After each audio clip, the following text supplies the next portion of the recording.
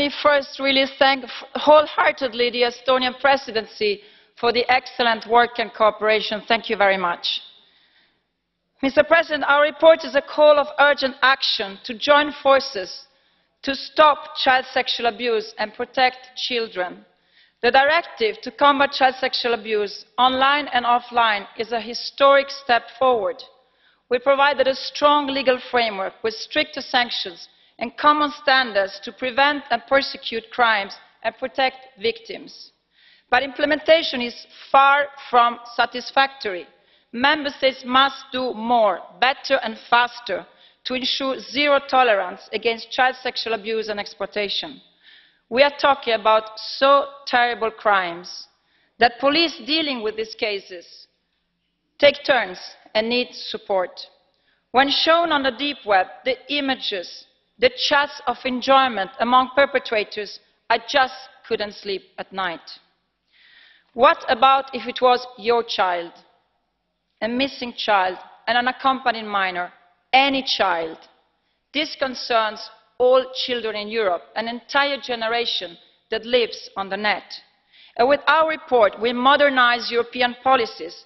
Since 2011, new forms of crimes, such as revenge pornography and sex extortion, affect many teenagers online, mainly girls, and cyberbullying and grooming have grown. Moreover, thousands of migrants, children disappear, are sold and sexually exploited by organized crime in Europe, making billions on children's skin. Trafficking is the slavery of our times against the most vulnerable, kids. And criminal networks of child sexual abuse online are sophisticated, and law enforcement authorities face new challenges. We cannot lag behind for lack of resources and modern means of prosecution.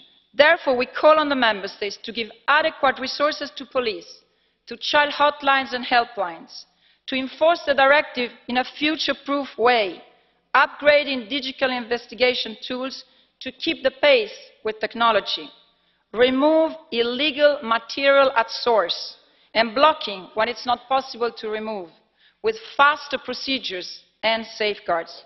Increase cooperation with third countries, Interpol and our great American partner, NEMEC, to remove illegal material when the source is outside the EU. We also urge the internet industry to take their shared responsibility. Much is done, it's not enough. The technology to detect, generate alarms, report to the police, child sexual abuse material online exists. It should be used by all IT industry. They should also work on innovative solutions to protect children online. And Mr. Chairman, migrant children are particularly exposed to child exploitation. Member States must ensure that they enter and remain the protection system. Minors must be registered with fingerprints and given a guardian to avoid going missing. Time has come for all the Member States to fully enforce the Anti-Trafficking and the Protection of Victims Directive. We need to ensure that there is no impunity for all child sexual offenders. Perpetrators must be brought to justice. And children, Mr. Chairman, are right holders. They must feel it's not their fault, that their voice is heard.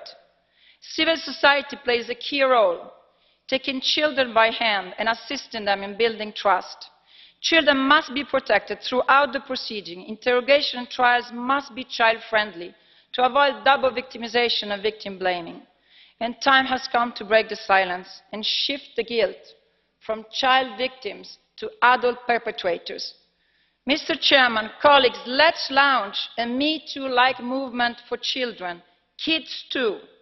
If it is hard for a woman to speak up, to share her story, to get justice, how hard can it be for a kid or a teenager? We need to mobilize, raise awareness and make sure children get justice and support. And today, we reach out to all children who feel scared, ashamed, lonely. And we say, you are not alone. We care We are determined to join forces to ensure that Europe truly means safety for all children. Thank you, Mr. Chairman. Thank you very much indeed, Madam